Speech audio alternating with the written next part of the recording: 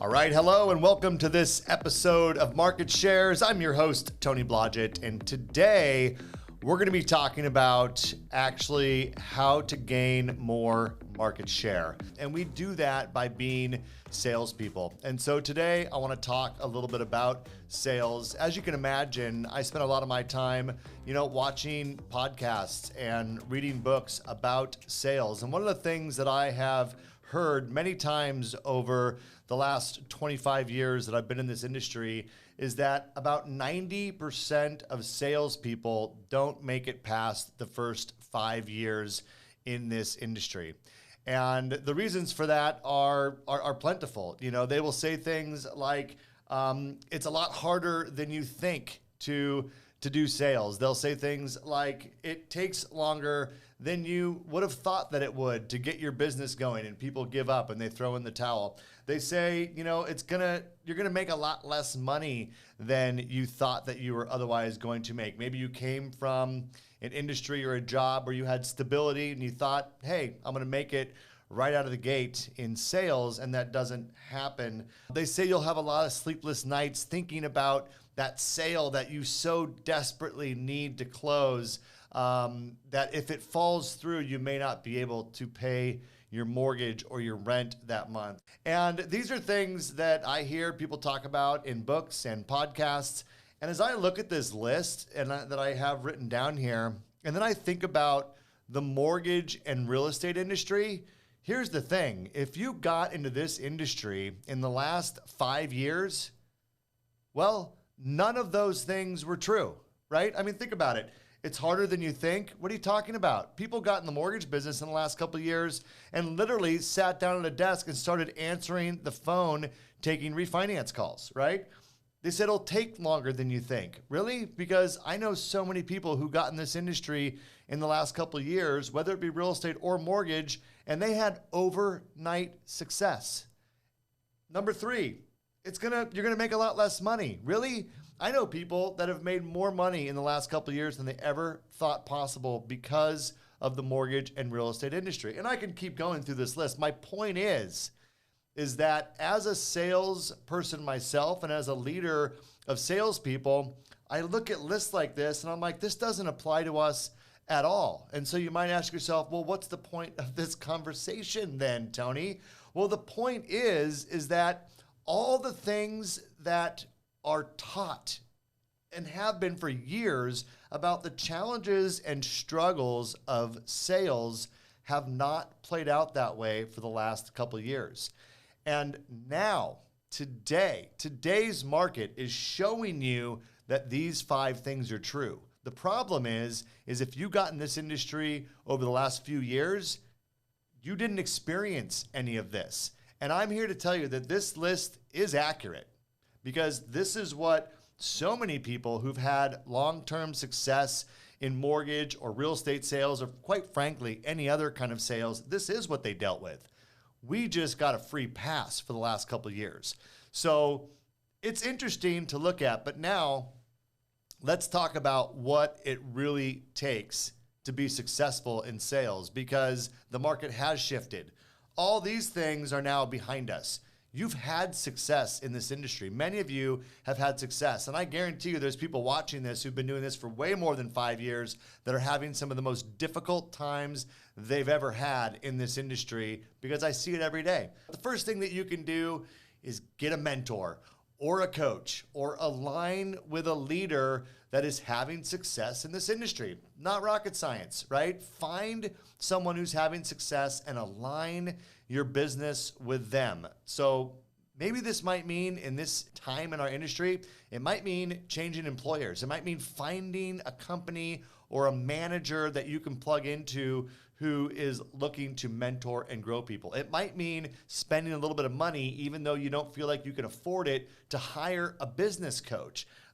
Look into those things, because that's the first thing that I feel like you need to do. Number 2, you need to be listening to really good podcasts, not just this one, but please like and subscribe to this one. But seriously, you should be filling your brain with positive content every moment that you can. I get up in the morning and get in my car and go to the gym. I have choices, right? I can turn on the radio, I can listen to the talkie talks, going over, whatever Miss Date Wednesday or whatever they're talking about, or I can, listen to the music, or I can listen to an audiobook on Audible, or I can find my favorite podcast. We have choices all the time on what we listen to, especially in your car. Like Zig Ziglar said, make that your mobile university and fill your mind with great positive stuff. And I would focus specifically on stories and podcasts and books that talk about overcoming challenges. That's what we're dealing with right now. We're in a challenging market. It's different than what we've been going through. So I want to have a mindset of overcoming obstacles. I would focus on things that talk about time management. So many sales professionals are horrible about managing their time. So Getting Things Done is a great book to help you manage your time. I would think about listening to books and podcasts that are just about positivity, positive mental mindset, the idea of abundance versus scarcity, because it's easy to retract back right now and think about scarcity. So that's what I'd be doing. That's number 2. You really have to convince yourself that you're a salesperson.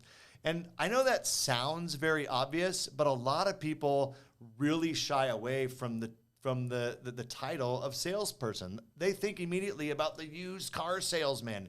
And I'm not going to get into the great things that car salespeople can do for people's lives. But my point is embrace the fact that you're a salesperson, because what it's going to do is have you tune in to content about how to be a better salesperson. And there's definitely things that you can do to be better at sales. The salesperson of today is very consultative in nature, right? It's about building relationships. It's about bringing value to the people you do business with. It's about asking great questions and follow-up questions and helping guide someone through a difficult process. In most of our cases, that's the mortgage or real estate process. But nonetheless, you can be very consultative and still be a salesperson.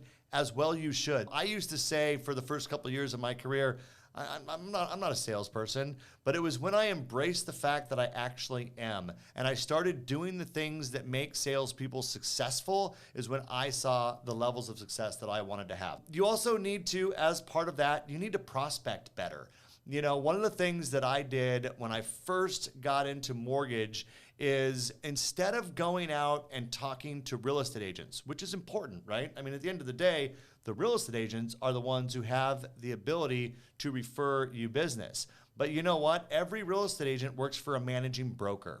And the first thing that I did is I went out and I wanted to get to know the people who ran the real estate offices. First of all, I wanted them to know who I was and get their permission to prospect on the people that worked at their brokerage. But also, I wanted to gain their respect. I wanted them to, if one of their real estate agents or one of the brokers in their office asked their managing broker, hey, what do you know about this Tony guy? I wanted them to give great feedback. So think about your prospecting from the perspective of, are you targeting the most influential people? If you want to go after real estate agents, maybe you'd go talk to the team lead instead of the buyer's agent. Now, obviously, the buyer's agent is the one you'd be working with most of the time. But do you really think the buyer's agent is going to do something that the team lead doesn't support and encourage them to do? So think about your prospecting in a more targeted way, and don't go for the person who is the easiest to get to. You also need to be very strategic about prospecting the people who have the most influence over the people that you ultimately want to do business with you. So think about that.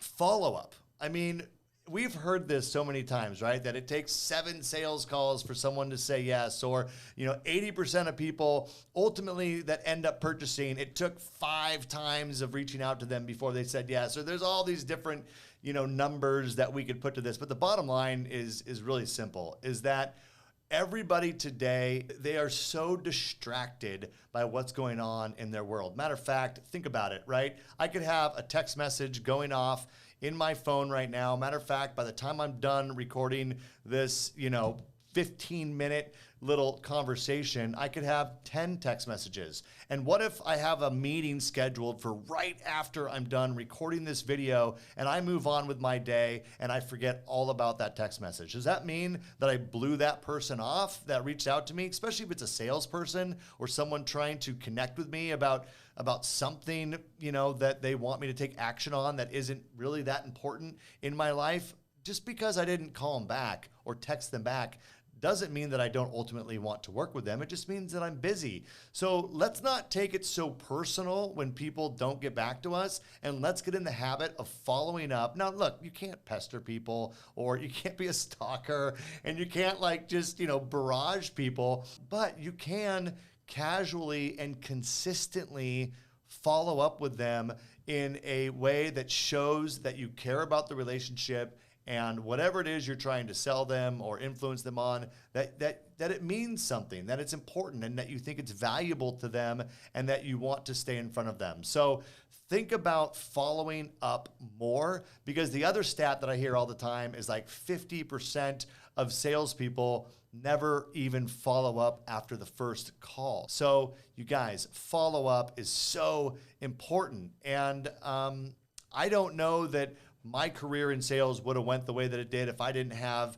a commitment to go out and call on the same offices a couple times a week, week in and week out, always following up with the same people. And eventually, there's an opportunity for you to work together. The last thing is, if you're in mortgage and real estate, but really for you mortgage folks, we can talk about being the best salespeople. We can prospect all we want. We can make the phone ring. People can love us. But then we have to actually know mortgage guidelines cold. You need to know them better than anybody. And as I look at what's going on in the market today, there's no doubt about it. There's less transactions going on, and the ones that are going on are more challenging. If you're in mortgage and real estate, you know exactly what I'm talking about. And it's the people who know how to put difficult, challenging scenarios together and do it in a way that's hey, no problem, that fits the guidelines, I can help you navigate through that. You need to know how to do that better than anybody.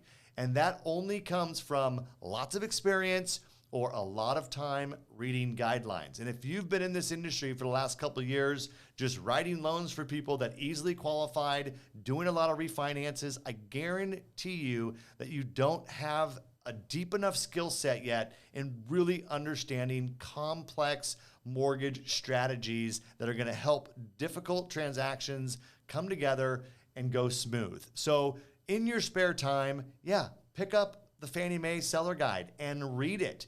Pick up the FHA guide, understand it, read it. I know that sounds like the most boring thing that you can do, but I assure you that right now is the differentiator. The person who can put that together has such a higher likelihood of success in this market that it's imperative that you become an expert at structuring mortgage loans. And look, even if you're a real estate agent, you need to have the strategies that can talk to your sellers, that can talk, as a listing agent, talk to your sellers about what's working, what they need to do to the house. Do they need to do repairs? Should they do a pre-inspection? Should we get half their stuff out of there and stage the home professionally? What's the differences? Where do we invest our money to get them top dollar and get that house moved?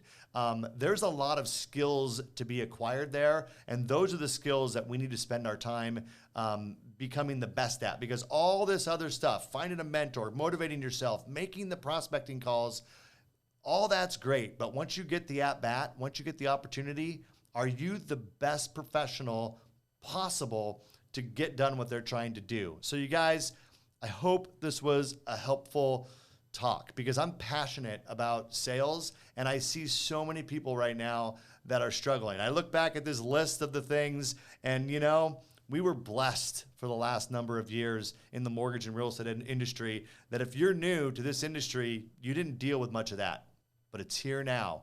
And let's make ourselves the best salespeople possible so that we can succeed in any market. So thank you guys for your time and attention today. I hope you're enjoying Market Shares. I sure love putting out this content. And until next time, thanks for your attention and take care. Bye for now.